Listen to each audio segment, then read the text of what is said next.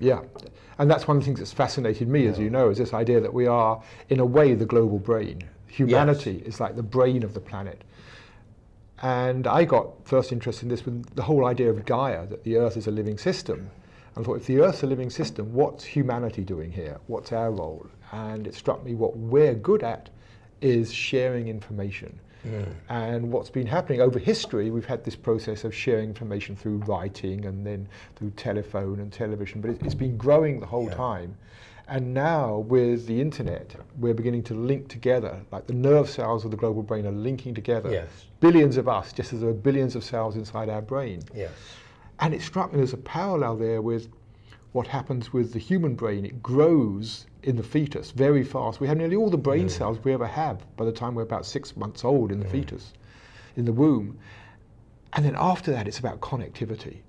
It's about growing connection. And I think that's what's happening on the planet at the moment. We are connecting up.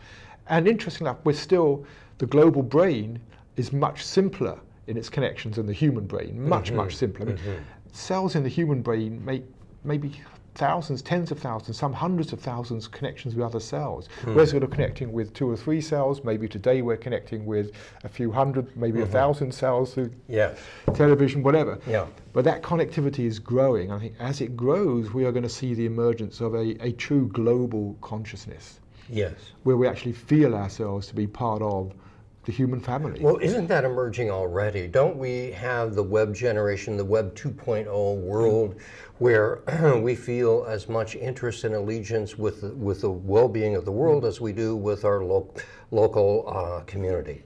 It's growing. It's growing. I don't think we're there yet. I'm saying it's going to keep on growing. It started. It's going to keep on growing. What's Web 3.0? What's Web 4.0? Beyond, no one's even imagining. People are beginning to imagine 3.0. But I think nothing's going to stop it. I mean, just to think back, 15 years ago, none of us would imagine where the World Wide Web would have taken us, with shopping and YouTube and things like that. Nobody alive today knows where the web's going to be in 15 years. Nobody knows, because of human creativity. We'll be inventing things that in 5 years' time change everything. But the other thing that interests me is that, you know, this is all well and good, seeing this positive side, but we're also in a state of real crisis. Indeed. And as I sometimes say, is the global brain a sane global brain or an insane global brain?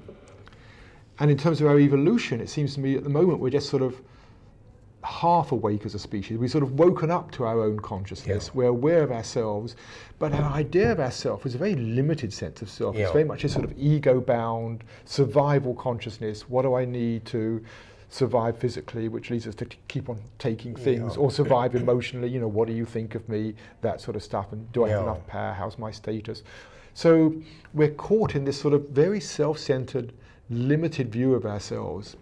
And I think that's a large part of what's driving the world crazy, or driving us to behave in crazy worlds. We're continually taking things we want from the environment, abusing each other, polluting without really caring, using up resources as if there's no tomorrow. And I think this all comes back to human consciousness. Well, and human consciousness as it connects, I think, to the world.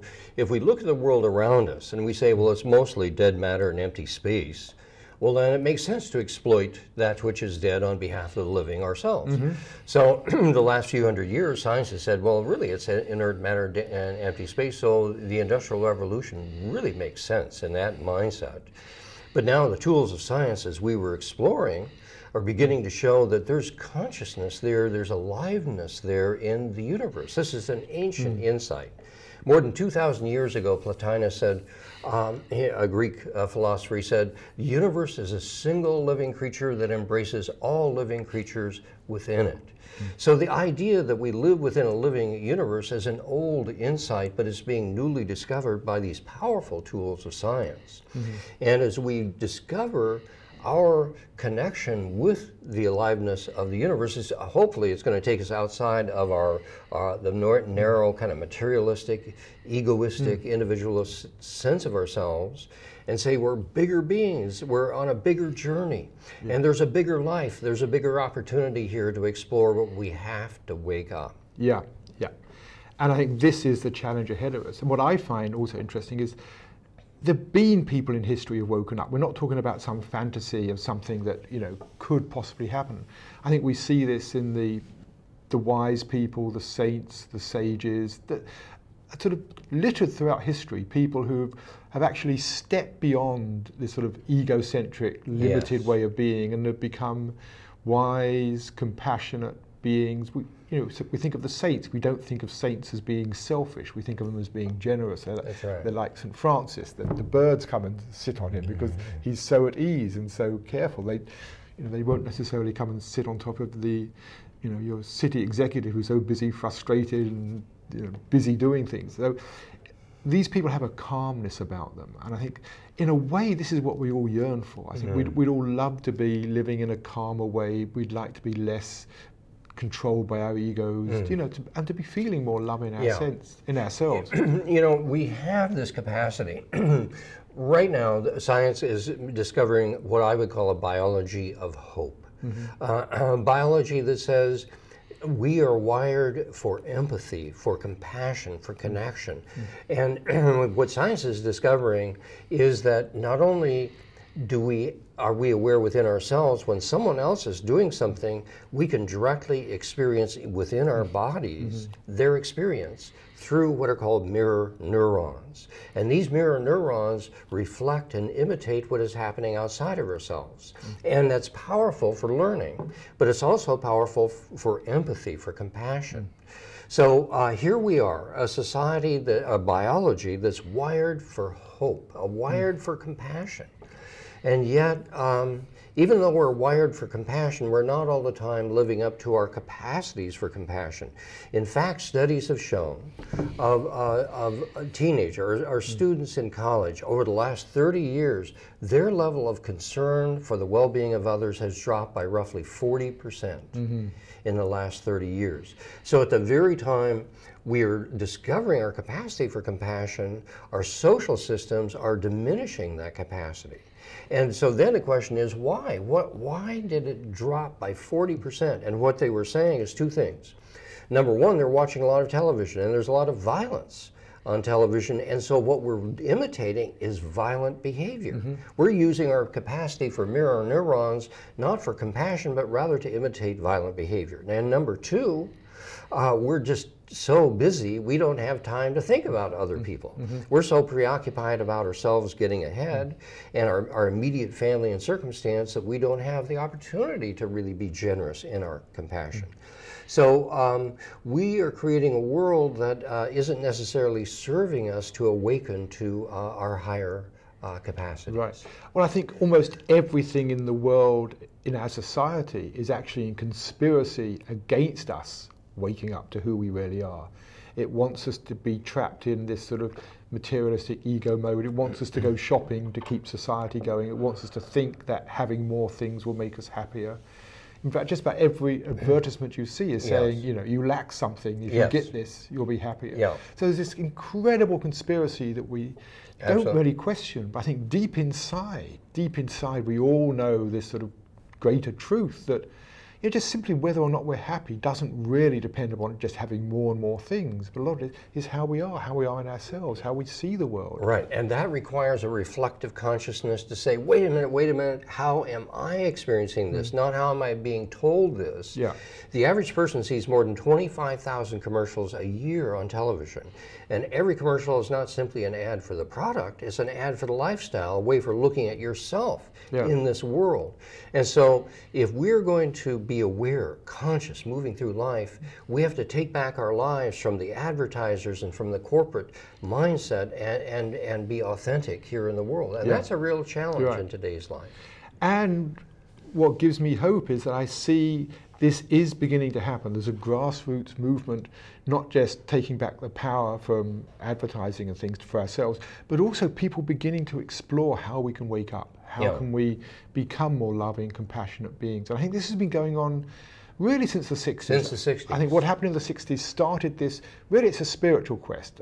By spiritual, I don't have anything to do with religion, but for me, spiritual is about understanding ourselves, our own nature, how we work, what keeps us trapped, how to move beyond the ego, this sort of work. And whether it's through meditation, therapy, yoga, workshops, many different ways, people are exploring millions of people exploring how can we become better, more aware, more conscious human beings. And this is not so much what we believe, it's what we experience directly in our immediate experience of life. Yeah. And importantly, in that regard, since the 60s, there's been a revolution in direct experience underway. This is wonderful to see the research on this. In the early 1960s, about 22% of the American adult population had had a mystical or powerful religious experience. And what that meant, they had the experience of being at one with the universe, a universe of great peace, with love at the center of the universe. 22% of the adult population in the 60s had had that experience. Carry that forward to today, that's been growing year by year by year, and instead of 22%, it's now 49% of the American adult population says, yes, I've had this direct experience of being in a living universe, of being at peace. There's deep love at the foundations of it all, which means that we have had a revolution in waking up already, but we're not so much telling ourselves that as a society. Yeah. And we don't chart that. We don't see it's happening. It's like, this is the hidden story that's going on in the background. You know, we follow the tragedies on the news. We don't follow this growing awareness. The deep current that's really transforming. Yeah. And the mass media, I think, is critical to that, because the mass media is drawing out the mass mind. And if we want a reflective consciousness, the mass media says, I have 1,000 mirrors here that you can reflect with and look at the world in many different ways.